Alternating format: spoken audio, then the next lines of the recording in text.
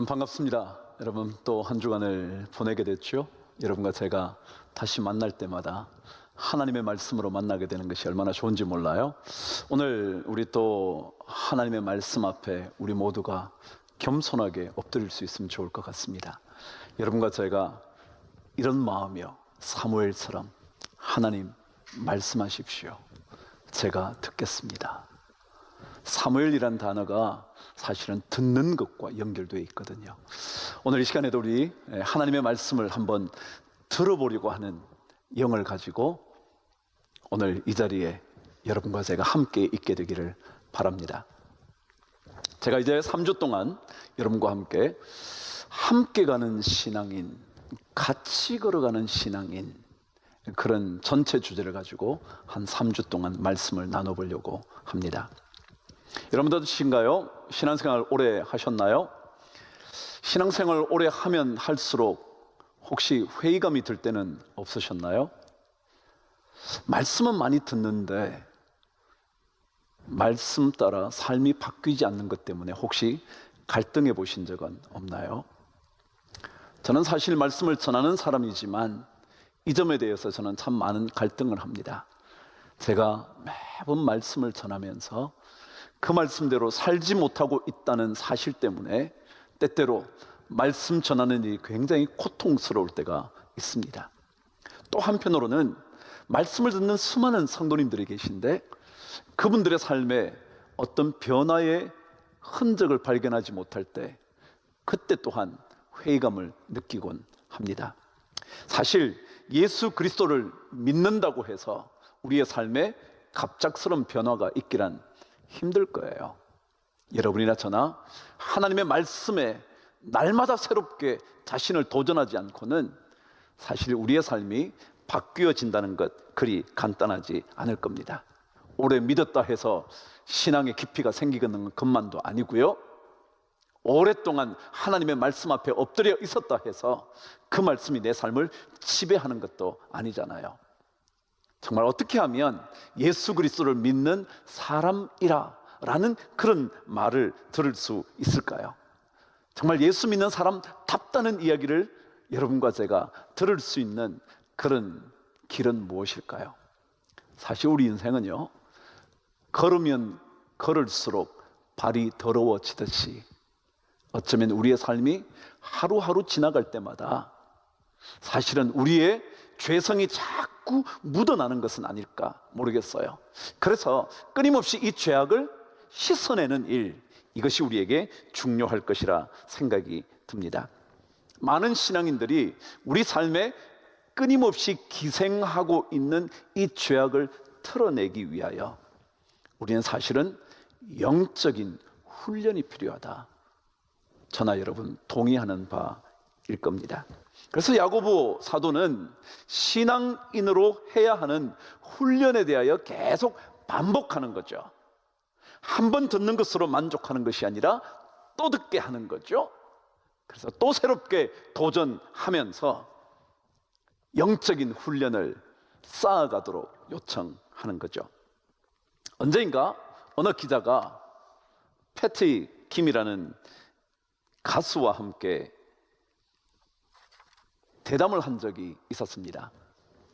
그 자리에 딸도 함께 있었습니다. 함께 식사를 하면서 대화를 하는데 딸이 이렇게 물은 겁니다. 엄마는 뭐가 그렇게 좋아서 날마다 3시간씩 헬스클럽에서 시간을 보내는 거야? 엄마는 운동이 그렇게 좋아? 라고 물었답니다. 그러자 그때 패티 김이라는 그 탁월한 가수가 이렇게 대답을 했대죠. 죽기보다 귀찮을 때도 있지만 하루도 빠지지 않고 헬스클럽에 나가는 건 다 이유가 있어. 지금까지 전성기 때의 목소리를 유지하면서 노래할 수 있는 가수가 되기 위해서 얼마나 많은 것들이 필요한지 넌 모를 거야. 그래서 죽기보다 싫을 때도 있었지만 운동하러 헬스클럽에 가는 거야. 두 모녀의 이야기를 들은 기자가 다음과 같은 뒷이야기를 남겨주었습니다. 그날 담담했던 패티김의 얼굴이 지금도 잊혀지지 않는다. 지금까지 목소리를 유지하고 몸매를 유지하기 위해 날마다 2~3시간씩 헬스클럽에 투자하지 않으면 자기를 지킬 수 없는 그 훈련의 삶, 그리고 그 삶 속에서 발견되었던 당당했던 그녀의 모습을 잊을 수가 없다. 그렇게 남겼습니다. 때때로 정말 너무 가고 싶지 않아 죽기보다 더 싫을 만큼 힘든 날도 있지만 하루도 빠지지 않았던 이유, 하루도 빠지지 않고 헬스클럽으로 발걸음을 옮긴 이유, 그것은 그녀로 하여금 지금까지 우아한 몸매와 전성기 때의 목소리를 유지하는 비결이 되었다는 거죠. 언젠가 읽었던 글에서도 패티킴은 결코 무대 밑으로 내려와서 신었던 신발은 다시 신고 무대 위로 올라가지 않았다고 했습니다. 이유는 자신이 서는 무대가 신성하다고 늘 생각했기 때문이라는 거죠. 그럼 어떤 일을 지속적으로 꾸준하게 해내야 하는 이유는 불편함에도 불구하고 그런 인고의 시간을 통해서 변함없는 한결같은 그 무엇을 유지할 수 있기 때문은 아닐까요? 그것 때문에 우리가 훈련의 시간과 열정을 투자해야 할 거예요. 우리는 구원받은 하나님의 백성입니다. 그 놀라운 영광과 기쁨이 우리에게 있습니다. 근데 그 구원의 감격을 진짜 잘 보여주는 인생이 되려면 신앙인다운 훈련의 과정을 거쳐야 할 겁니다. 하나님의 말씀을 담은 이 성경은 신앙인답게 사는 이 삶의 훈련의 가장 멋진 교본이 될 거예요. 지침서라는 거죠. 제가 수년 전에, 벌써 20년 가까이 됐죠? 어쩌면 30년 가까이 됐을까요? 제일 처음 목회지에 제가 해외에서 이민 목회를 하게 됐습니다. 근데 제가 그 교회를 맡고 얼마 되지 않아 교인들이 제게 묻더라고요. 목사님 고향이 어디세요? 자꾸 묻는 거예요. 그때마다 제가 웃으면서 그랬죠. 목사는 고향이 없어요. 그랬어요. 정말 우리 하늘나라가 우리 고향이죠 뭐 라는 아주 이상한 대답을 하곤 했습니다. 제가 목회했던 그 교회는 지역적인 특성이 매우 강한 교회였습니다. 대부분의 교인들이 한 지역의 사람들이었죠. 전임 목회자나 장로님 대부분 거의 다 그쪽 지역 사람이었죠. 그러다 보니까 어떤 성도들은 저에게 그쪽 지역 사람이 아닌데 어떻게 이 교회에 올 수 있게 되었냐고 묻기조차 했던 것이었습니다. 우리나라 사람들은요, 처음 만나는 자리에서 출신 지역을 묻는 질문을 많이 합니다. 왜냐고요? 출신 지역으로 그 사람을 알 수 있는 것도 아닌데, 출신 지역으로 그 사람의 됨됨이를 우리가 파악할 수도 없는데, 우리는 괜히 출신 지역이 같다면 괜히 가까운 듯 느껴지고요, 친근하게 느껴지고요, 그렇지 않으면 괜히 거리감을 두곤 하는 거죠. 그럼 신앙인다워지려면 공정한 훈련을 해야 합니다. 공정해지는 훈련이요. 제가 혹시 언제인가 누군가 저에게 당신 목회의 특징 하나를 얘기하라 그러면 아마 제가 이 얘기를 할 수 있지 않을까 싶긴 해요. 조금은 공정해지려고 애썼다고 말이죠. 누구에게나, 우리 교회는 어떤 누구에게나 그 사람이 비록 개인적으로 가깝다고 해도 공정해지려고 했던 그런 한 목회자였다고 저는 말할 수 있지 않을까 싶어요. 신앙인답게 살려면 조금은 누구에게든지 공정한 훈련을 해야 합니다. 성경은 그래서 이렇게 말합니다. 내 형제들아, 영광의 주 곧 우리 주 예수 그리스도에 대한 믿음을 너희가 가졌으니, 믿음을 가졌단 말이죠. 여러분과 제가 믿음의 사람이란 말이죠. 가졌으니 사람을 차별하여 대하지 말라.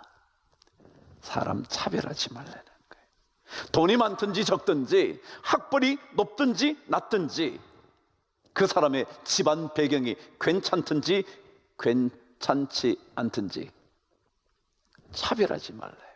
우리는 모두 다 하나님의 거룩한 백성으로, 하나님의 거룩한 자녀로 동일하게 인침을 받았기 때문에 그렇습니다. 그래서 교회 공동체는 세상의 공동체와 다릅니다.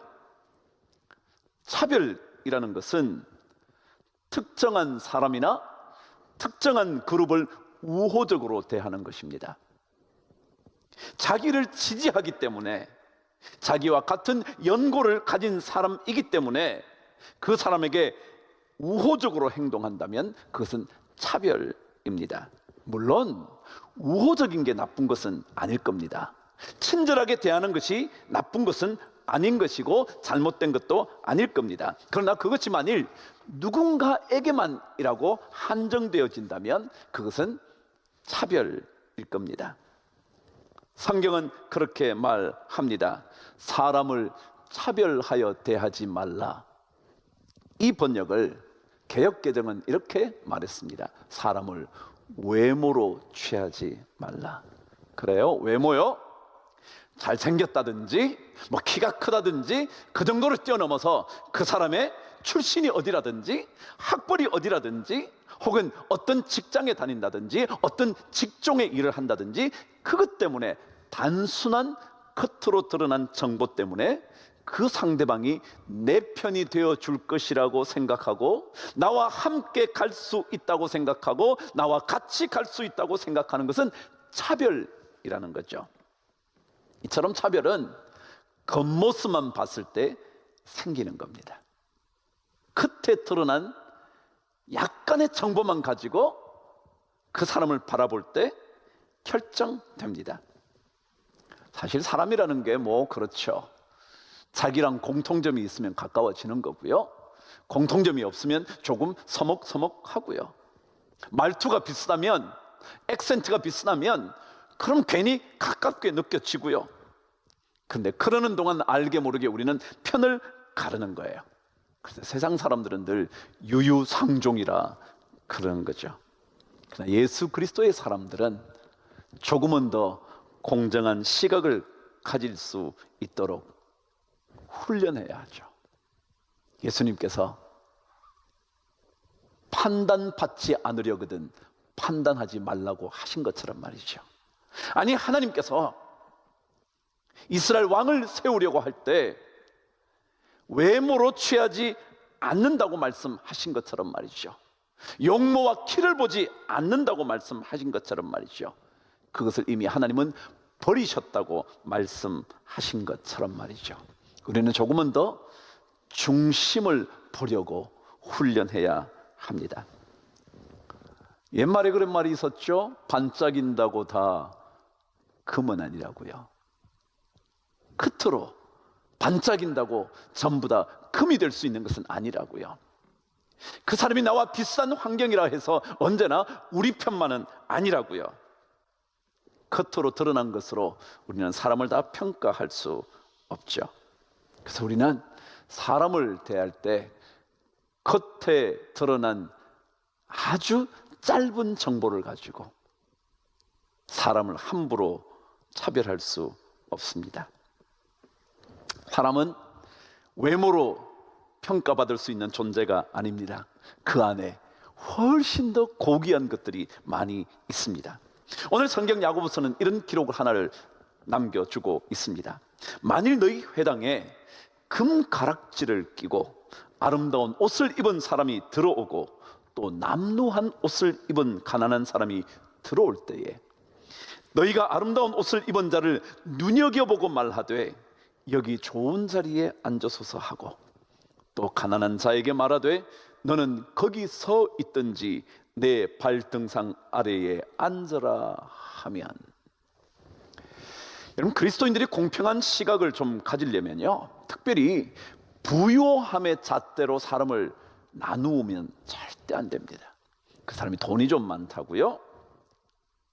세상은 돈으로 평가하는 데 익숙합니다. 그래서 자꾸만 금수저, 흙수저라고 자꾸 말을 해서 갈라놓습니다. 그게 뭔 상관이에요, 여러분? 금을 입에 물고 나왔든지 그게 뭔 문제예요? 그런데 우리는 계속 그렇게 평가합니다. 등급을 매깁니다. 돈의 많고 적음에 따라 그 사람의 값어치를 정해버리려고 하는 거죠. 좋은 집이 어떤 집이에요, 여러분? 비싼 집이에요. 좋은 옷이 어떤 옷이에요? 비싼 옷이에요. 우리는 자꾸만 그렇게 생각을 하게 돼요. 좋은 배우자가 누구라고요? 돈 잘 버는 배우자가 되어버린 거죠. 선뜻 대놓고 말하지는 않지만 자녀의 배우자가 될 사람이 경제적인 어려움이 있다 생각하면 선뜻 결혼을 허락하기도 쉽지 않죠? 정직한 일이죠. 그럼에도 불구하고 우리는 이 부요함으로 그 사람 전부 다를 평가하려고 해서는 안 된다는 겁니다. 제 얘기할까요? 저는 철학과 출신이에요. 철학과 무슨 직장을 가질 수 있겠어요? 쉽지 않았을 거예요. 제가 지금부터 약 수십 년 전에 대학을 들어갔는데요, 그때요 철학과가 갈 수 있는 직장이 잘 없었어요. 근데 만일 저를 보셨던 저희 장인 장모님께서 만일 그런 문제로 평가했다면 저를 쉽게 자기의 사위로 삼으려고 하지 않으셨을 거예요. 그렇지 않나요? 세상 사람들의 방식이 그러니까 말이죠. 어느 누구도 그 가진 것으로 평가받을 존재는 아닌데 말이죠. 어느 누구도 가진 것으로 사람을 평가할 권리가 없는데 말이죠. 우리는 어느새 자꾸 그렇게 고정되어 가는 겁니다. 이 부요함으로 인하여 시각이 자꾸 고정되어 가는 거죠. 특별히 오늘 여러분 읽어드린 말씀 중에 눈여겨보다라는 단어는요, 어떤 의미를 가지냐면 존경하는 눈으로 바라본다, 그런 뜻이에요. 존경하는 눈으로. 우리는 돈이 좀 있으면요 존경하는 눈으로 보는 거예요. 금가락지를 끼고 요즘 같으면 멋진 다이아몬드를 반지를 끼고요, 진짜 아름다운 옷, 멋진 옷을 입고요, 그럼 그 사람을 존경하는 눈으로 보는 거예요. 예수 믿는 사람은 공정한 시각을 위하여 자신이 무엇을 존경하는지 점검해야 돼요. 무엇을 존경하는 눈으로 바라보고 있는지 진짜 늘 내 마음에 확인해야 돼요. 어느 문화평론가가요 20세기와 21세기를 이렇게 문화 비평론적으로 분석한 적이 있었어요. 미국 문화에 대한 얘기입니다. 미국 문화가요 20세기에는 미국 내에 배출된 위대한 예술가들을 보다가 많은 사람이 감동을 받았대요. 예를 들어 아르투르 루빈슈타인의 피아노 연주를 들을 때 사람들이 막 감동했다는 거예요. 그런데 21세기에 접어들자 사람들은 경제를 움직일 수 있는 그런 사람들에게 주목하기 시작했대요. 예를 들면 스티브 잡스 같은 사람이요, 요즘은 빌 게이츠 같은 사람이요, 그런 쪽으로 자꾸만 감동을 받으려고 한다는 거예요. 그 사람의 말에 영향을 받기 시작을 한다는 거예요. 그래서 그들을 보면서 그들의 삶이 불행하다 생각하게 된다는 거죠. 아르투르 루빈슈타인의 피아노 연주를 들을 때는 누구나 다 감동받는데 어느 누구도 불행하다 생각하지 않는데 스티브 잡스를 보면서, 어떤 탁월한 경제력을 가진 사람을 보면서 자꾸만 자기가 불행하다고 생각하는 거예요. 왜요? 자기 스스로 부요함의 잣대로 자신을 그리고 세상을 평가하기 때문에 그렇죠. 주님은 부요함이 문제가 아니라 그랬어요. 아무리 창고를 늘여서 많은 것을 쌓아도요, 어리석은 자여, 오늘 밤 내가 내 영혼을 가져가면 어떻게 될 거냐고. 영혼이라는 거예요. 영혼이요.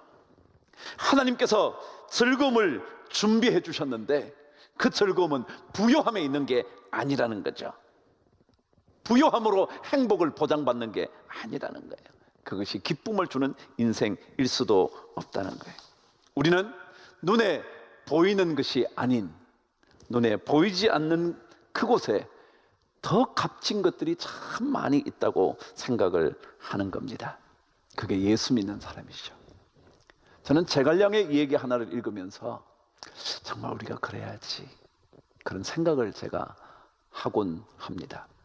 제갈량에게는 어렵게 얻은 아들 하나가 있었습니다. 그는 아들을 처음에 얻지 못해서 형인 제갈근에게 아들 하나를 받습니다. 말하자면 양자가 된 거죠. 입양에 키운 겁니다. 그러다가 뒤늦게 어렵게 자기 자식 하나를 낳습니다.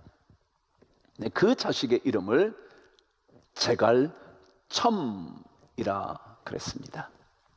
첨이라는 단어는 볼첨자입니다. 여러분 혹시 첨성대 기억나시나요? 첨성이라는 게 뭐냐면 볼첨자의 별성자입니다. 그러니까 별을 보는 그런 망대 같은 거였죠. 그게 첨성대였단 말이죠. 이 첨자가 벌첨자죠. 근데 이름을 제갈첨 그랬습니다. 본다. 근데 이 첨자를 왜 거기에 붙였냐 그랬더니 그가 제갈량이 언제인가 글을 읽다가 이런 걸 하나를 발견했답니다. 고첨원촉이라 그랬다는 거예요. 고 높을 고자예요. 첨자 벌첨자예요. 원 멀리, 멀 원자죠. 촉자도 똑같이 본다는 뜻이에요.